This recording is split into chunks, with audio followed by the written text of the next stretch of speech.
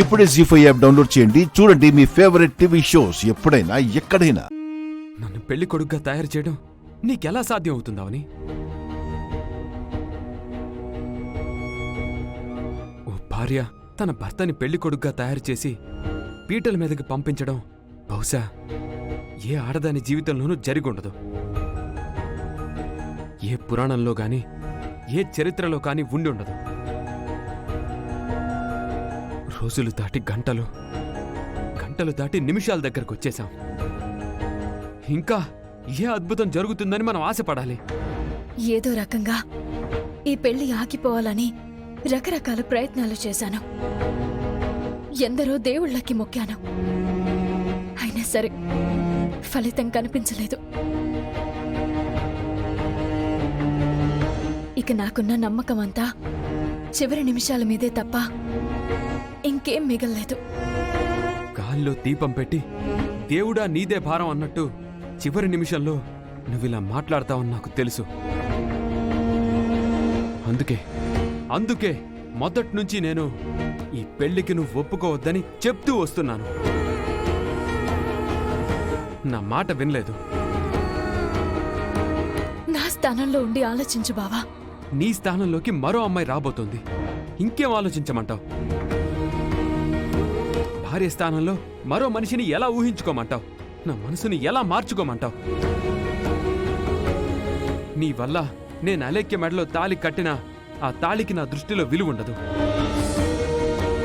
నీకు కట్టిన తాళికే విలువుంటుంది. నువ్వే నా భార్యవి.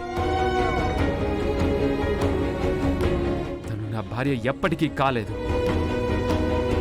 అలా అనుకు బావా. అలేఖ్య మెడలో తాళి కట్టిన తర్వాత నువ్వు తనకే సొంతమవుతావు. ఆ పైన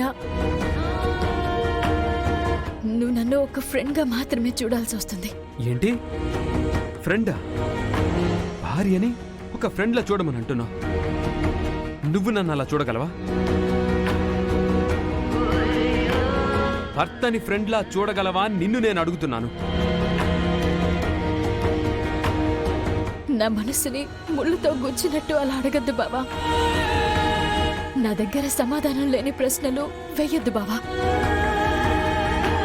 కొన్ని విషయాల్లో బయట జనాలు అనుకునే మాటలు నిజమే అవని. దేని గురించి మాట్లాడుతున్నావు బావా? ప్రియురాలు ప్రియుణ్ణి నెలకో 2 నెలలకో మర్చిపోతుంది గాని ప్రేమికుడు మాత్రం జీవితాంతం మర్చిపోలేడనంటారు. అది నిజం. భార్య భర్తను తొందరగా మర్చిపోగలుగుతుంది గాని భర్త భార్యను తొందరగా మర్చిపోలేడన్నది ముమ్మాటికి నిజం. ఫ్రెండ్గా ఉండాలని చాలా సులువుగా సలహా ఇస్తున్నావు. ఇప్పుడు నువ్వు ఎన్ని మాటలన్నా నేను భరించక తప్పదు బావా. ఎందుకంటే తప్పు నా వైపు ఉంది.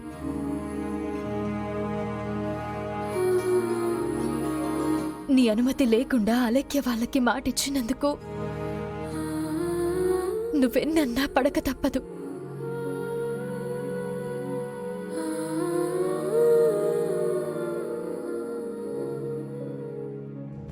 ఇది మాత్రం నిజం. నిహారిక బుర్రే బుర్ర. ఇంతకాలానికి అవని మీద అందరూ చేస్తున్న యుద్ధం ఆఖరి రోజుకు చేరుకుంది. కాలం కర్మం కలిసి రాకపోతే కష్టాలు తప్పవు అన్నట్టు ఎంతకాలం మనకు కలిసి రాలేదు. ఆ లెక్కి వచ్చిన తర్వాతే మనకు కలిసొచ్చింది. అవని శ్రీకర్ని తీసుకొని రుద్రాణి ఊరికి వెళుతుందో లేదంటే ఏదో ఒక మాయ చేసి ప్రోగ్రాం మొత్తం క్యాన్సిల్ చేస్తుందో. అలాంటి పని చేసింది అంటే అవని కంటే సిగ్గులేని మనిషి మరొకరుండరు. అవని అలా చెయ్యదు. అలా చేసేదే అయితే తన భర్త కోసం ఇంత పోరాటం చెయ్యాల్సిన అవసరం ఉండదు.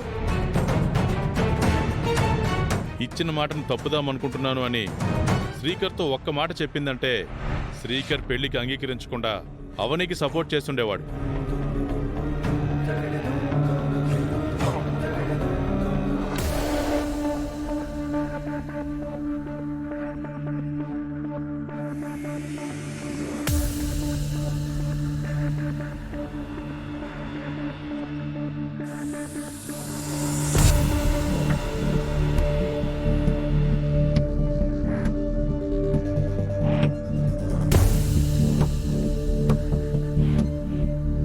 తన భర్తకు ఇష్టం లేని పెళ్లిని ఒప్పించి పెళ్లి కొడుకుని చేసి తీసుకునొస్తుంది. కుటుంబం గురించి ఆలోచించే మరే ఏ ఆడదైనా అలా చేయగలుగుతుందా? అది అవని అంటే.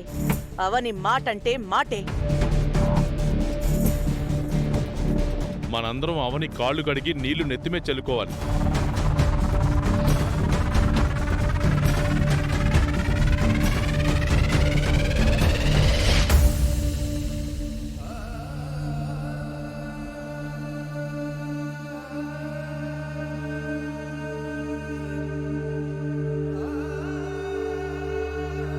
బయలుదేరదాం అత్తయ్య.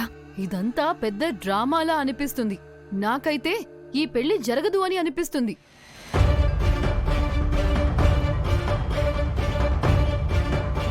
అవునవును, ఎవ్వరికీ అనుమానం రాకుండా ఉండడం కోసం శ్రీకర్ పెళ్లి కొడుకులా తయారయ్యాడు గాని అక్కడ అవని ఏదో పెద్ద మ్యాజిక్ చేసి పెళ్లిని చెడగొడుతుందని నా నమ్మకం.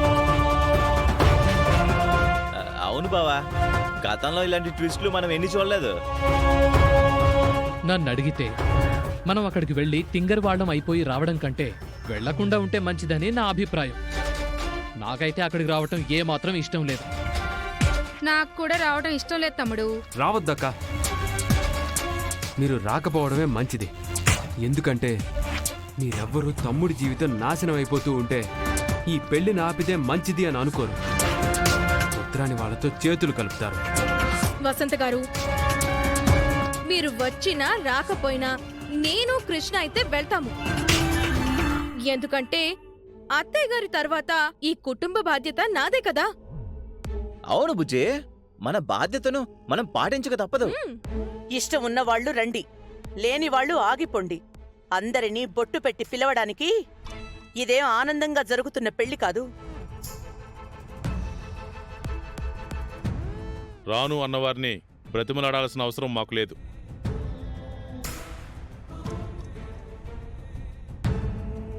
అవని, ఒకసారి మీరు నాతో రండి.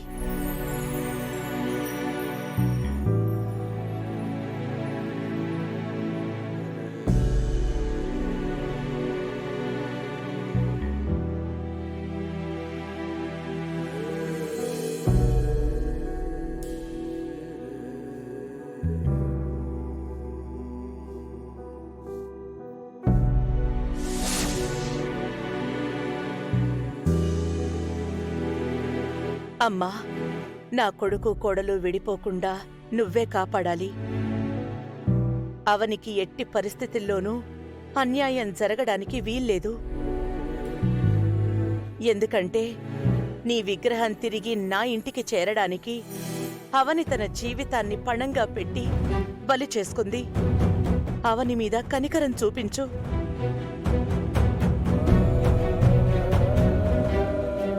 జీ5 యాప్ డౌన్లోడ్ చేసి అన్ని ఎపిసోడ్స్ పూర్తి ఉచితంగా చూడండి.